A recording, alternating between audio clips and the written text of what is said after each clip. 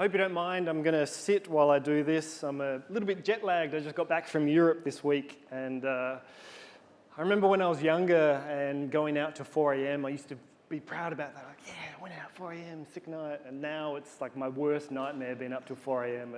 That's what I'm experiencing at the moment. So I'm going to take you back to 2017, and I'm sitting at our office, and our office is about halfway down Port Road, and we're in Beverley, and the office is upstairs, and downstairs we have a production line and warehousing, and we make these pods.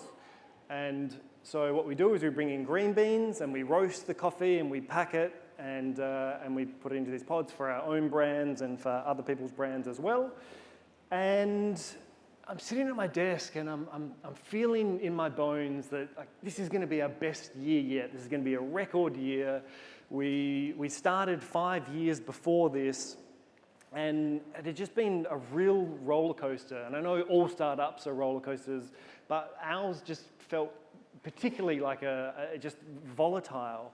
And we had a lot of success in our first year. We did $1 million in revenue, which was great, but it was like this peak, and then it was down the other side of the roller coaster.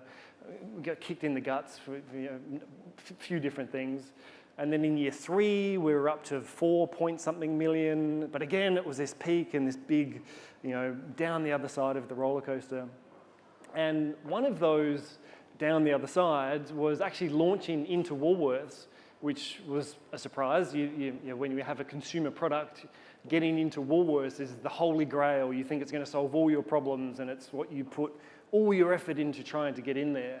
And we'd been trying for years, and they had decided that they were going to expand the coffee range quite drastically. So take it from about 2 shelves of pods to, I think, about 10. They were getting really aggressive with it. And so they accepted some of our products and some products from our customers as well, contract packing customers. And they thought they were going to take all this volume away from Nespresso with this big launch that they were doing. So they had these really wild forecasts that they gave us, and we were sort of young and dumb at the time, and we're like, oh, it's Woolworths, they know what they're doing, so of course we'll just go along with it. And so they give us these forecasts, and they're like, look, this isn't an actual order, but we need you to build this stock, so then when the orders start flowing through, we don't have to wait for it, you've just got it ready to go. And so we start doing this for us and for our customers as well. And this is 2014 at this stage, and we had just got the production line in less than a year before that.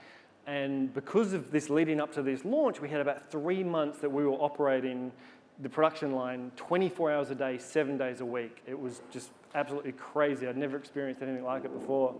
And I thought that I was the master of entrepreneurship. I was like, man, we took this big risk, we invested millions of dollars, we got this production line in, already it's 24/7, I've cracked the code, I'm the king.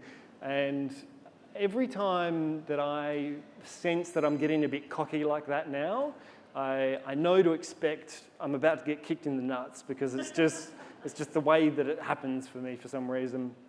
And that's basically what happened. So we launched into Woolworths, and the numbers weren't even close to what they were expecting, what they were forecasting.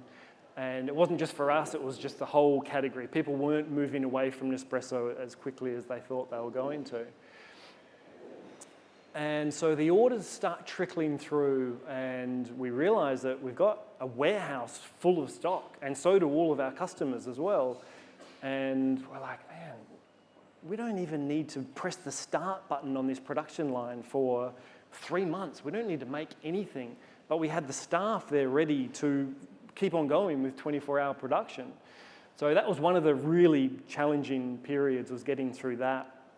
But we'd learned from that, and all the other ups and downs we'd learned from as well. So this brings me back to that 2017. It was January, maybe a week or 2 after the Christmas break, sitting there planning, and I'm like, okay, I've learned the hard lessons now, and we're more diversified, we're doing more export now, and we've got more customers than we had before. We're not as reliant on Coles and Woolworths, And we had this one really big contract packing customer come and join us, who was a brand up in Queensland. And they were doing more volume than both Coles and Woolworths combined. So it was a great customer for us. And we were actually just finishing an order for them, about a $100,000 order. And as I'm sitting there, as I'm planning, I'm feeling good about the year, and my phone rings in front of me. And it's this customer. And I assumed they're just wanting an update on their order. And so I pick up the phone and I'm like, yep, don't worry, everything's running on time, everything's going smoothly, we're all good. And he cuts me off, which was quite strange. And he's like, Toby, I'm really sorry, we can't accept that order. And I was like, what are we talking about? Are we talking about delaying it, like a week or two? What's up? What's going on? And he's like, no, I'm sorry, we can't take it. I'm like, oh, that's pretty weird. This product has your brand on it, so we can't do anything else with it. Well, what's happening? And he's like, we've got some big problems in our business, and we can't accept that order. And that $500,000 that we owe you, I don't know what's going to happen with that. We're going to do our best to pay it back, but I don't know when, I don't know how. We're just going to do our best, but don't expect it on the due dates on the invoices. And I don't know if any of you have been owed money before, but if somebody says, I don't know how, but I'm going to try, there's a 99% chance that you're not going to see that money.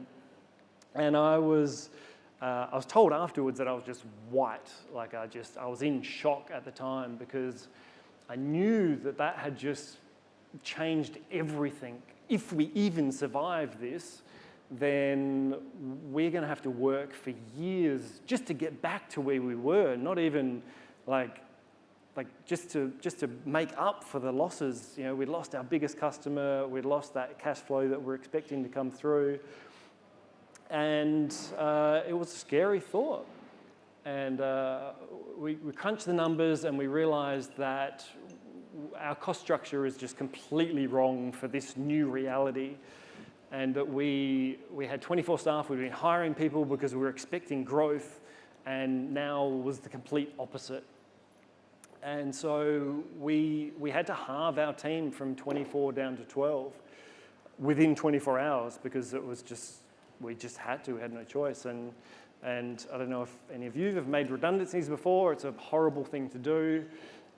I guess if I'm being honest, it was a little bit easier in that it wasn't really a choice. It was like survival. We just have to do this. It wasn't a cost-cutting exercise, but it was still really, really difficult to deliver that news to these people. And when we did this the next day, they were crying and I was crying, and I think I was just running on adrenaline for a few days.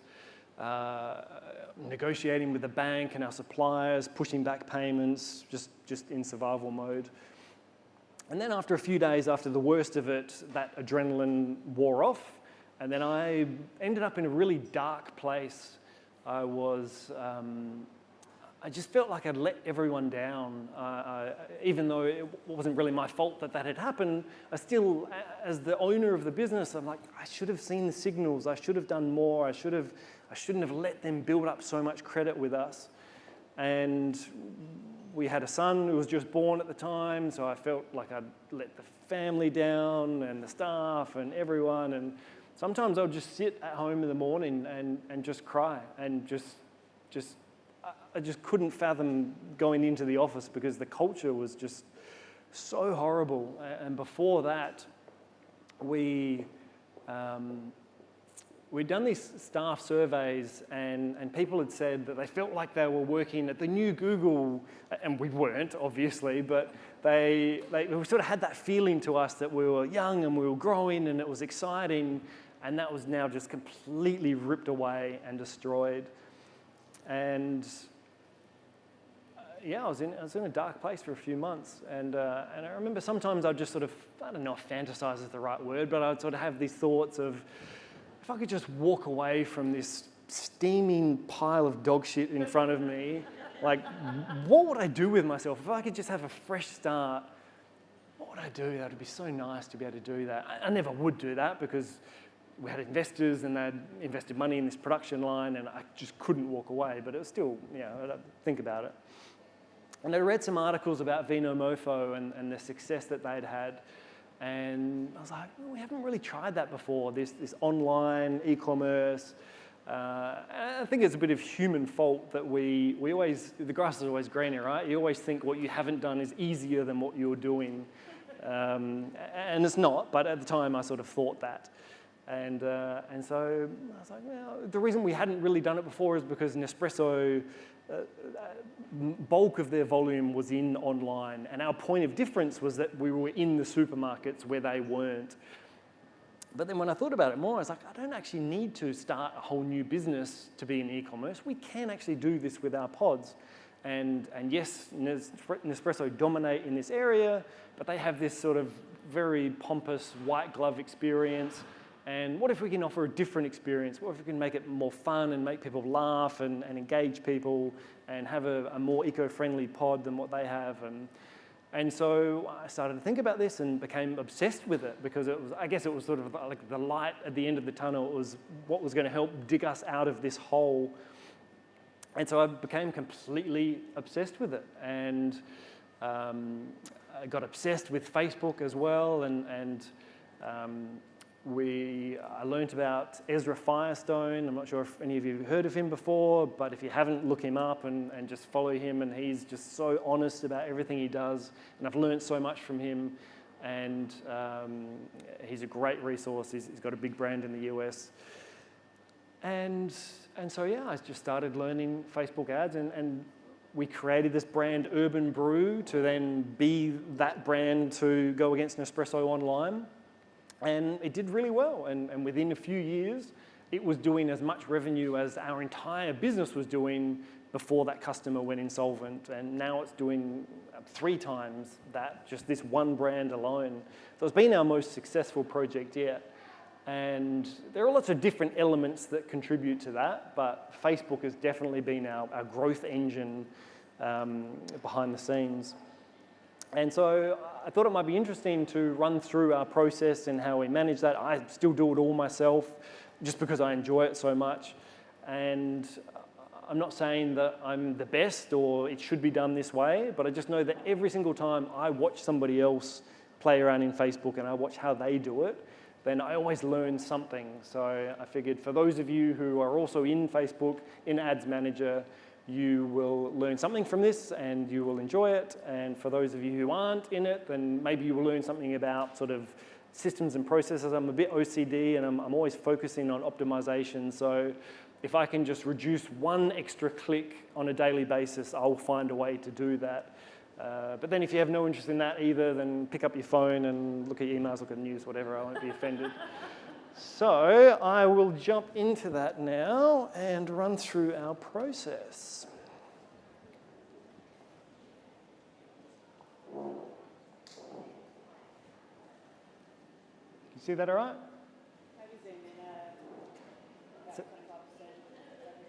Make it a bit bigger.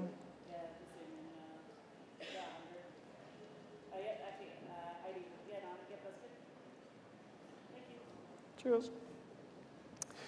Okay, so it all starts with this. So this is our planning, and the reason this became really important was because when I was first starting out, well, up until probably a year ago, I would make this batch of ads, and maybe 30 different ads, and launch them, and then you would switch off the ones that were underperforming, and then you would end up with a handful that were doing really well. And then I would scale and optimize these ads, and the account would look great for a few weeks, and then they would fatigue, and then the account would just fall apart. And again, it was just this roller coaster of doing well, falling apart, doing well, falling apart. And because when it fell apart, then I felt like, oh yeah, I've got to rush and I've got to make these ads quickly. And so they just weren't put together that well. And sometimes I was doing it on the weekend, and I felt guilty bringing other people into it because it was such a rush.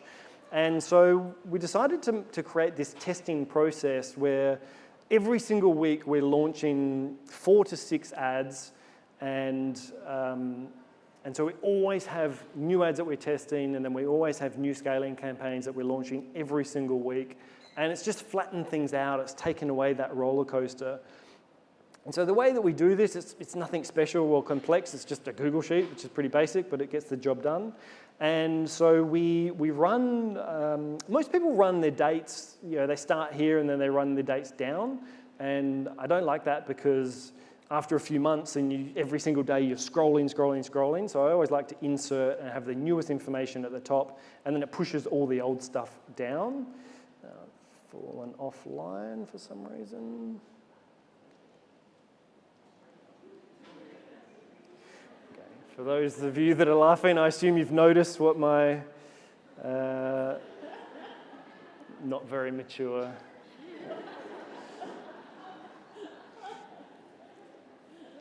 Okay, back we are. All right, so yeah, dates, push everything down.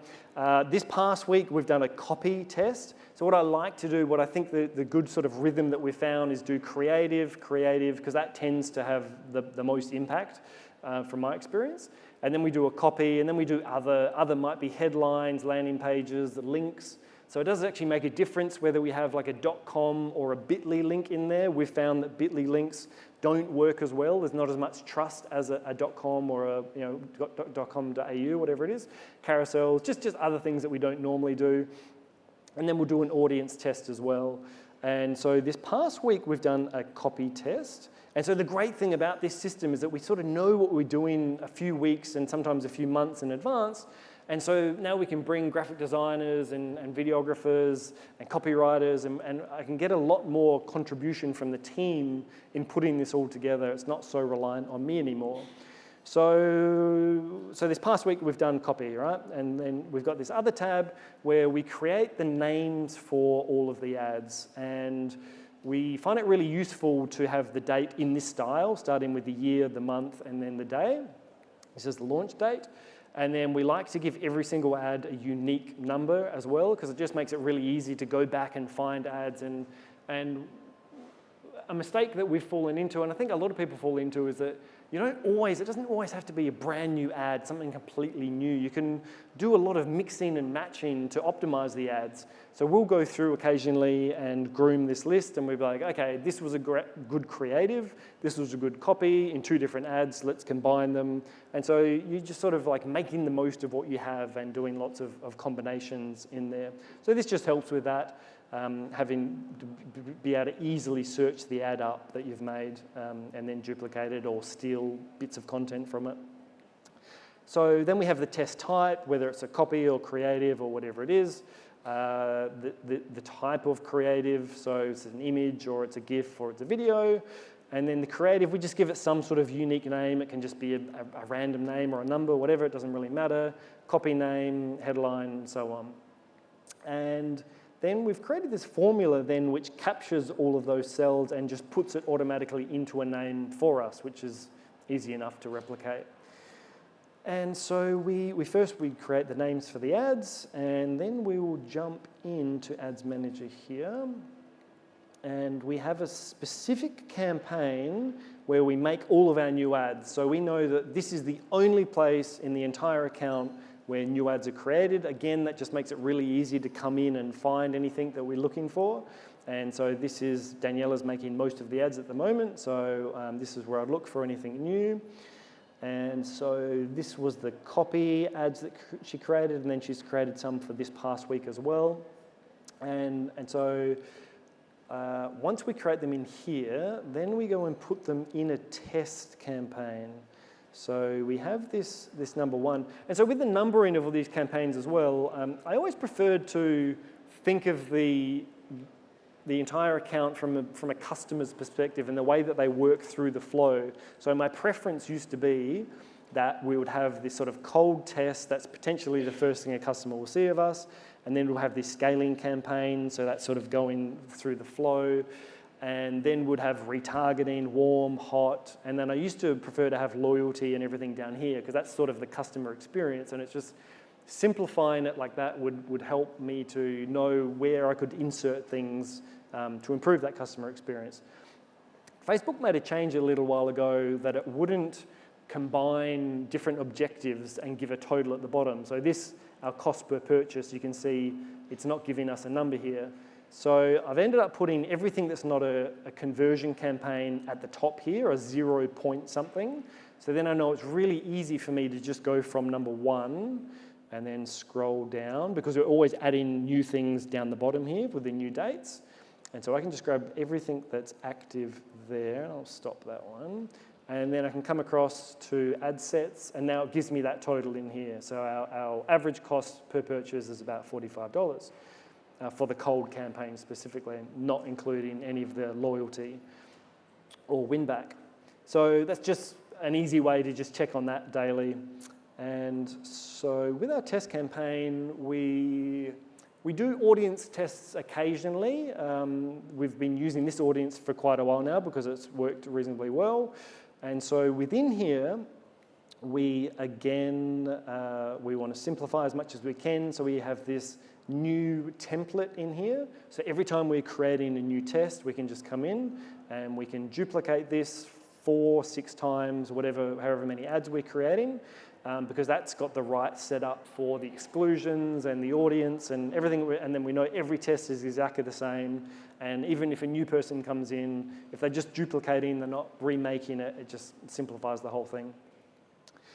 And so we'll go and grab this name then, and then we name the ad set and the ad exactly the same thing, and then we have 1 ad per ad set.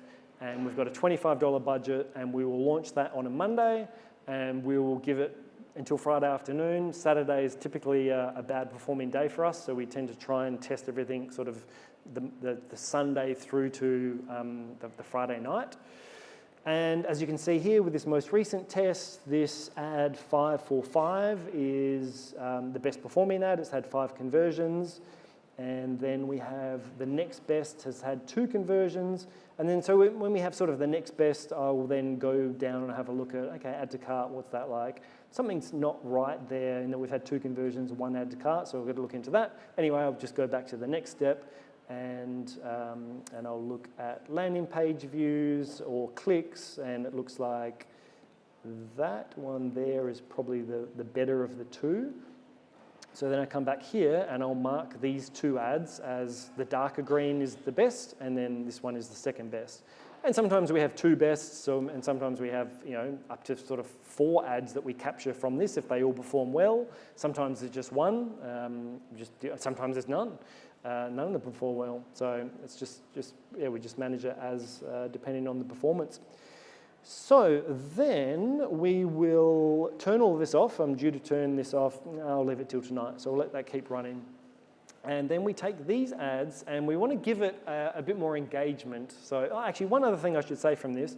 So when we duplicate an ad into here, we actually come in, and I don't know how relevant this is anymore. Some of my learnings maybe, like I'm not super up to date with all the new stuff that's happening in Facebook, but this is what we used to do and we just continue it now. But we bring, only in that 5 new ads are things editable. And then once we bring it into this test or scaling, we come into the ad setup and we say use existing post, and it sort of locks the ad in. So now with this ad, you can't edit the copy, you can't edit anything. And originally we did this because it doesn't matter where it shows it now, it's capturing all of that social proof and that ad, all the likes and comments and everything. Whereas if you have even different size creatives, so it's not going to capture and combine that social proof. That's the way it used to be. That may have changed since then. We're just sort of following the process that we used to do. Also, what I like about this is if new people are starting, they can't really come and mess anything in because it can't mess it up because it's just locked. So then from there, we will move this into this hold campaign, which is just trying to get engagement. So we basically do a test for a week, and then it sits in this hold for a week. Some people like to do this just with loyalty only, existing customers, because then you get all the positive comments, and people generally like your ads if they like your brand. I've actually just got this engaged in the last 30 days, so it's a bit of that, and also it's a bit of retargeting as well. If somebody's engaged with an ad but they haven't bought from us, then it's going to show them. And the reason I do that is it just gives us another opportunity to have new people come in and buy from us, which presumably is what's happened here, although that may be some loyalty in there as well.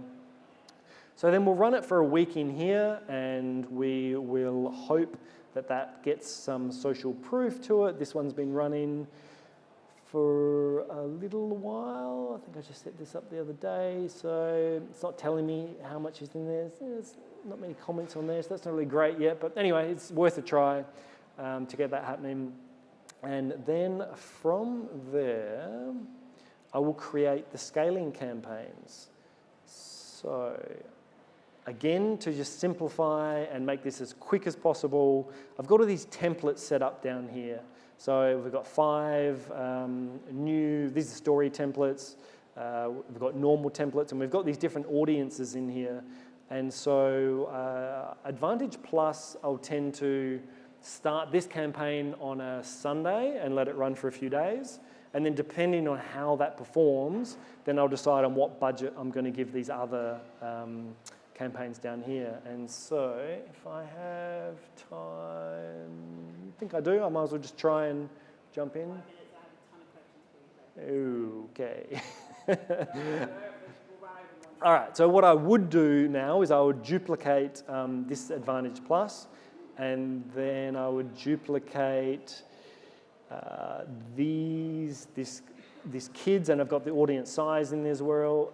So we've got a sort of a kids audience, which is more sort of mums, but anyway, we just call it kids. We've got lookalikes, we've got no targeting at all, NT, we've got personal care and skincare. So I'll duplicate all of those and apply the new launch date to it. So it all sits nicely, and it's all sort of the oldest campaigns in here to the newest. And then I will come through and I'll grab these ads from hold, and then I'll duplicate this into the scaling campaigns. And Facebook doesn't like taking ads that have a different objective and putting them into Advantage Plus for some reason. So what I do is I put it into these other campaigns, these more sort of traditional old school campaigns, I guess you call it. For some reason it does do that. So it will go from an engagement objective to a conversion objective in that style of campaign. And so I'll copy the ads into here, 1 or 3 or however many we have of the winners. And then I'll take it from one of these campaigns into Advantage Plus. It will allow it because they're both conversion campaigns. And then I'll set that up and I'll make sure that they're switched off. So I've done that a few times. I've set up new ads to launch next week and then accidentally left them on. That's a good thing about having these templates as well, is once you duplicate this, it's actually already switched off, so it's not switched on. That's the danger of duplicating something that's already live, is you forget to turn it off. And I have this cheat sheet here which helps me with all of my scaling. So once I've done that and I've duplicated those ads into the scaling campaigns, I'm going to come and I'm going to tick this off because this is sort of my to-do list for the week. So I've got scaling 1, which we launch on a Sunday. I've got scaling 2 that we launch on a Wednesday. And this just sort of makes sure that I'm on track and doing what I need to do. This is our scaling budgets that we aim for. So I try and not do more than 20%, around 20. And I do that 3 times a week at the moment.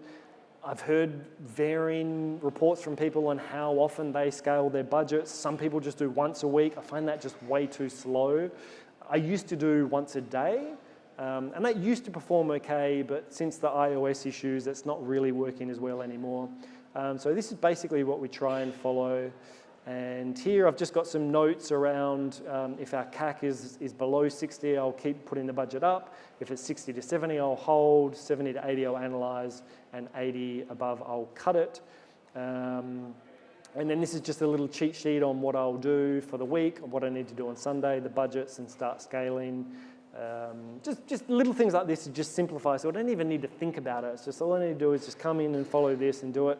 And I don't spend that much time in this, to be honest. So I was just in Europe for a month. I just got back this week. I was managing this for an entire month, with a pretty decent spend. What are we, 7 days, 26K, so there's a good amount of spend there, and I was doing this in 15 minutes a day just because we just have it so simplified and so processed. It's not, I should be spending more time in. Obviously, the more time you spend, the better result you get. But I mean, you can really, with these systems and processes, scale back the amount of time that you spend in here. You definitely don't need to be spending all day in Ads Manager. And then down here, I also just like to keep track of these sort of core metrics on a weekly basis. So I just look at anything that's live, that's cold over the last 7 days and active. I will record the clicks, the click-through rate, the landing page views, the add to cart, and the CAC. And as you can see, the CAC has been going up, and I sort of expected that because while I was away in Europe, I wasn't giving it too much attention. Now that I'm back, I will improve that a lot. But it's just interesting and helpful to see sort of on a weekly basis how things are tracking in there. And maybe with that, I will let you ask some questions. Sure. How amazing was that? Who doesn't love a live Facebook Ads Manager? I got to say, yours is complex but beautiful. Are you willing to share a template of your spreadsheet? I've already had like 3 people ask that. Yeah, sure. Great. So you heard it here. We'll make sure. So Jen, Ryan, and I will sort that out. We'll get a template version out to everybody, I think. Because, that was just amazingly simple. Sorry, excuse me. It just brings it all together really nicely, and amazing work, Toby. It is really easy to put together. Like I'm happy to share that. But sometimes I felt when I've seen things like that in the past, I'm like, I need to get my hands on their version of it. And then once I've just sort of put it together myself, I was like, it was only a few minutes work. It was easy. But anyway, I'm more than happy to share that. People like their ease, So there's a couple of questions around budget. So how do you decide on a Facebook ads budget? So how do you kind of come up with it? Obviously, we can see you spend 26K in the last week, but how did you kind of come to those numbers initially, or how do you, look at it, more from a business perspective? So we tend to, that Advantage Plus campaign, that scaling one that we start on a Sunday, we typically start that on $75. I just find that starting on anything higher than that, I never like to see, you never get many conversions the first 3 days, and I hate to see a big chunk of spend going into it before you really sort of understand how it's performing. So we sort of like to start low-ish. So we start that on 75, and then the other campaigns after that, depending on how well that performs, we start with $50 or sometimes $25 if we're not too certain about it. Just generally our spend, we don't look at ROAS at all. We don't care about ROAS, which might sound strange because a lot of people obsess over that. But we know, because we're a subscription-based business, that we're losing money on the acquisition of the customer, and we're making money on the back end, because once they set up a subscription, then they're with us for a few years. And so all we really care about is that cost to acquire a customer, that CAC number. And so we set our budgets for the year, and we made the mistake actually a few years of following the budget too specifically. And even when the account was performing really well, like let's say we had a target of a $40 CAC, but we actually had a $30 CAC, but we were still just spending the budget because that's the budget we'd set. We've learned since then that's not the right thing to do, is actually spend as much as you can within that CAC. And so that's what we do now. So as long as we're below our target, we will just keep spending, and if it blows our budget, which it has in the past, we've spent double of what we expected to spend. That's what we do. When it performs well, milk it, make the most of it, and then there'll be times when it doesn't perform as well and you need to back it off. That's been our experience anyway. Here's one, an anonymous question. Do you cross-check the meta results? So we're not going to talk about ROAS, but we'll talk about cost per action. With the e-commerce backend, and if so, how do you deal with the discrepancies that naturally come up?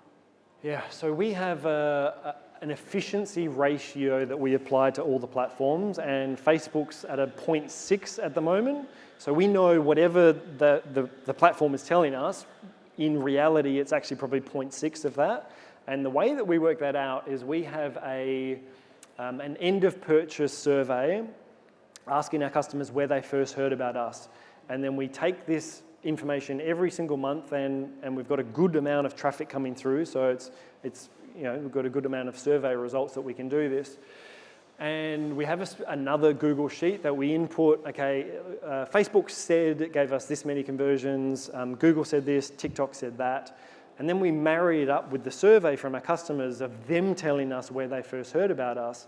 And then we sort of give an efficiency ratio to try and marry those two numbers up a little bit and understand a little bit better. Because they do. The two things that Facebook does is over attributes. So a customer, as everyone knows, right? They might see an ad on Facebook and then go Google it, and then both of those platforms attribute that conversion. So they're both over attributing. But then also Facebook might, even though it's a cold audience and we're excluding all of our previous buyers, still sometimes they get caught up in that. And so what Facebook is telling us is a new customer, sometimes it's just an existing customer coming back into the mix again. So through that survey, we've worked out that it's about a 0.6.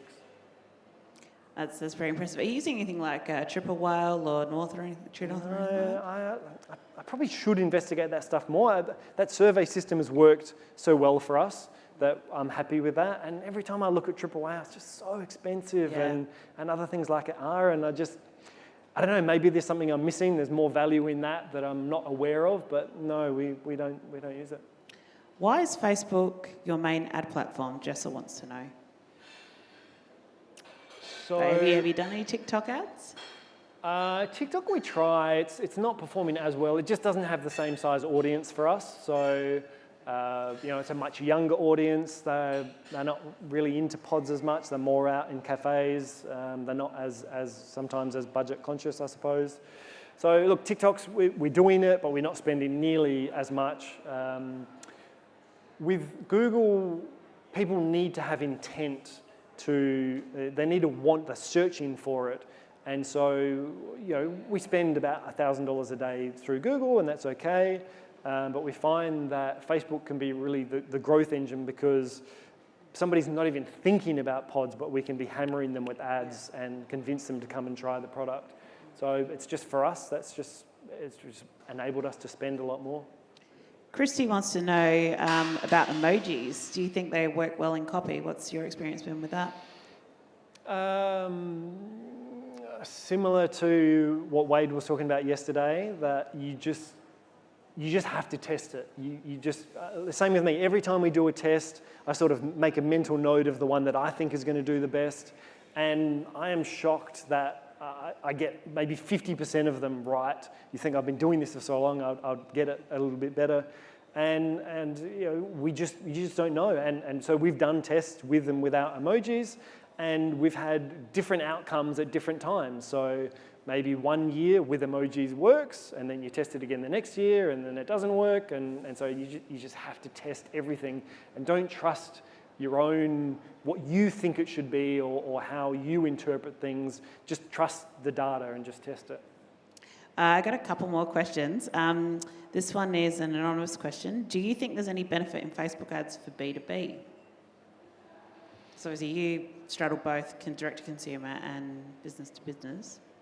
Look, I'm sure there probably is. I would, if I had my time again and we were trying to get into Coles and Woolworths, I would create ads for a brand that we were trying to get in there and try and target those like Woolworths employees, or try and find their head office, or try and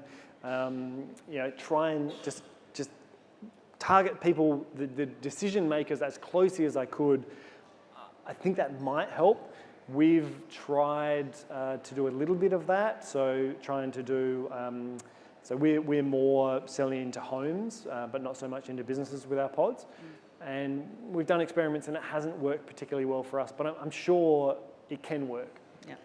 2 last questions. Makisha wants to know how you define warm and hot audiences for your brands, and are there noticeable differences between the brands? Yeah, so for us, anything warm is just any sort of engagement with an ad, and then hot is any website visit. And it used to be much more complex than that. We used to have a whole list of warm and hot audiences.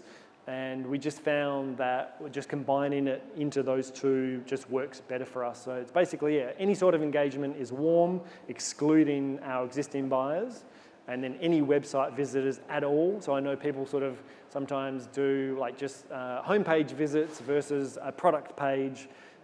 We don't bother with that. We just, any website visit, we chuck it in there. And yes, big noticeable difference. So the hot performs much better than the warm, as you'd expect. Yeah, yeah.